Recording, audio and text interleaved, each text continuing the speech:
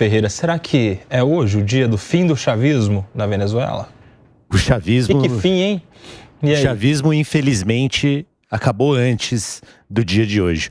O chavismo, Mas o Maduro não é chavista? O Maduro... E o seu governo não é chavista? O Maduro, ele foi o sucessor do chavismo, esperava-se que ele levasse o chavismo adiante, né? Mas o chavismo, mesmo quando na presença do Hugo Chávez concorreu em eleições, os relatos e o contexto que nós temos é de eleições mais democráticas do que essa que nós estamos vivendo agora. Então, uma pena para o chavismo, que foi um movimento importante para a América Latina, especialmente para a América do Sul, né, que ele tenha que lidar com o Maduro prorrogando a permanência dele à frente da presidência da Venezuela, da forma como está se dando. Eu preferiria ver nessas eleições o chavismo concorrendo com outro candidato, por exemplo, né, contra a direita venezuelana. Eu acho que isso teria sido mais saudável, tão saudável quanto poder outra candidata se inscrever legitimamente. Acho que teria sido saudável também que o Maduro não pudesse continuar sendo o representante indefinido para as reeleições. Então, eu acho que é importante que na última semana, e talvez o Brasil tenha tido um papel nisso, né, até porque o Lula se pronunciou diretamente, que o Maduro tenha trocado a sua posição de falar em banho de sangue para falar nos últimos dias em aceitar o resultado das eleições, mesmo que seja um resultado desfavorável a ele. Coisa que a oposição ainda não assumiu o compromisso de fazer, né? Esperamos que faça também, né? Não sabemos qual vai ser o resultado das eleições, mas a oposição ainda não se comprometeu a aceitar o resultado, caso o Maduro seja o vencedor. Mas o Maduro disse, pode ter sido da boca para fora, e de fato são 5 meses até tomar posse, né? Porque é um absurdo. A eleição é agora, toma posse em janeiro, né? Mas ele se comprometeu a aceitar o resultado, mesmo que seja desfavorável, o que o candidato da oposição ainda não fez. Acácio, mas daí a expectativa está sobre quem? Sobre a oposição ou sobre o presidente? O cara que é o chefe das Forças Armadas, o cara que é o chefe das instituições, o cara que tem a caneta na mão. O foco está todo mais sobre ele, né? Que já é governante há duas gestões aí, tentando ir para uma terceira, com essas falas aí que não combinam muito com qualquer democracia. E aí, meu querido Acácio Miranda, como é que você avalia? Eu acho que você tem que se preocupar com a oposição ou com o Maduro? Eu acho que você tem razão, Koba. E o foco não só está no Maduro, o foco já estava no Maduro.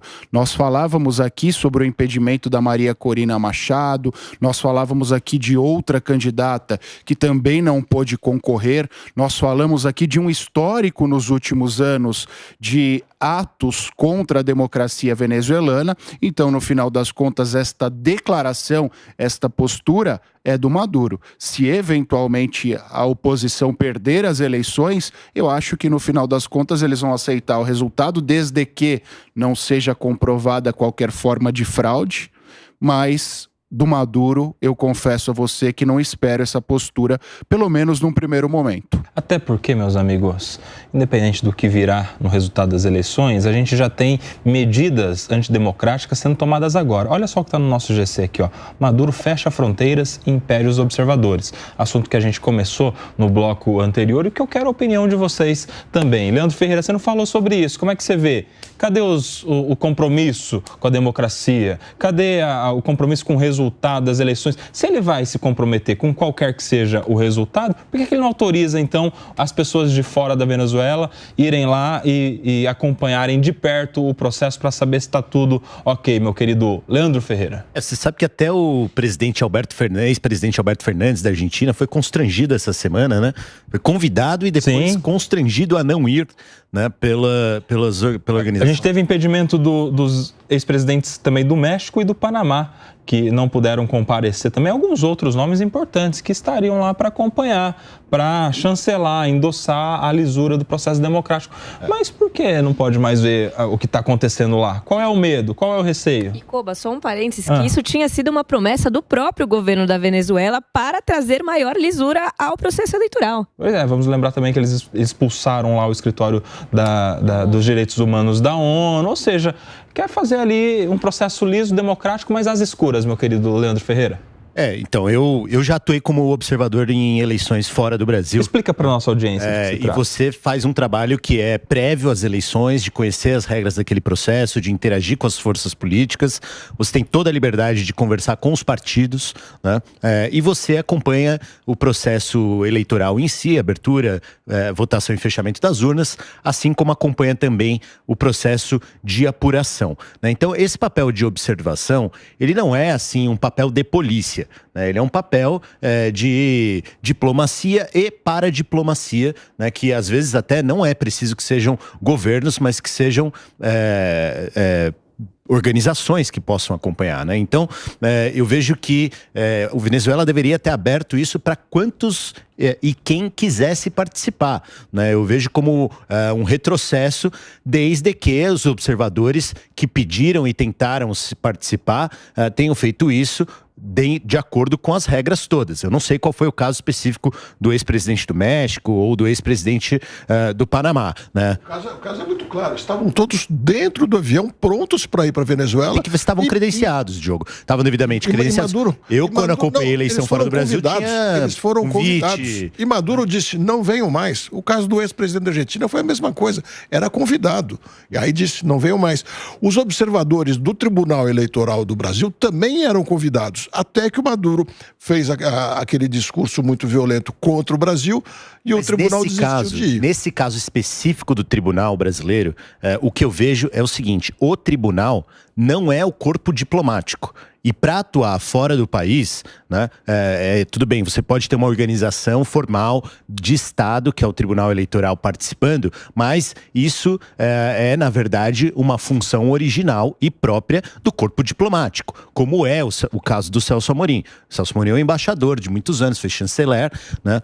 Então ele tem em sua função primária essa responsabilidade. Seria interessante ter um intercâmbio entre o Tribunal Eleitoral brasileiro e lá? Leandro, certamente, mas não é a natureza da função. Pode haver a dúvida sobre por que eles não foram. A Venezuela fechou as fronteiras. Mas, Diogo, foi decisão... Fechar as fronteiras. Foi decisão do Tribunal Eleitoral brasileiro, não ir? Não foi decisão do... Estamos falando de assuntos diferentes, hein? Não. O Tribunal Eleitoral brasileiro é só um detalhe.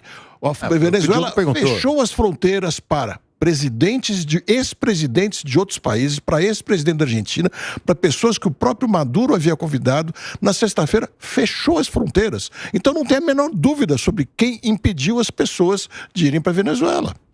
Inclusive, alguns líderes da política espanhola denunciaram que alguns observadores espanhóis foram detidos já em Caracas. Ou seja, tinha gente que já estava lá no jeito, meu professor Alexandre Pires, para acompanhar e que foram impedidos de acompanhar o processo eleitoral. E aí, como é que isso repercute no mundo? É prática internacional você ter observadores. Isso aí é uma prática de qualquer democracia. Quando você impede isso, você está instaurando ali um processo de exceção. E claro que se você não permite a fiscalização, obviamente isso levanta dúvidas sobre o processo. É difícil legitimar um processo sem observadores. Inclusive, a eleição de 2018 é considerada oficialmente pelos Estados Unidos fraudada. Ou seja, isso é a posição do Departamento de Estado. Ou seja, 2018 é considerado pelos Estados Unidos uma eleição fraudada. Outra coisa, com relação ao ponto que o Leandro falou, depois que o Gonçalves vota e que o Maduro vota, os dois se manifestam com relação a respeitar a democracia. A diferença é que o Gonçalves, ele diz que ele espera, confia que os militares vão respeitar a decisão das urnas e, inclusive, comenta que os mesários são a garantia desse respeito, ou seja, que não vai ter nenhuma fraude de mesa. Então, assim, eu acho que os dois lados estão muito preocupados com isso, mas, obviamente, o Maduro agora ele fez uma inflexão na postura dele, né? Ou seja, ele está tentando ali escapar um pouco dessas pressões, mas eu não vejo a oposição em nenhum momento dizendo que ia fazer uma virada. Por quê? Por uma questão prática. Eles não têm como, né? Quando fala de guerra civil precisa de dois lados. Eles não têm armas, não têm estrutura. O sistema hoje de governo da Venezuela une polícia, exército e governo. Então é daí que vem a força do Maduro.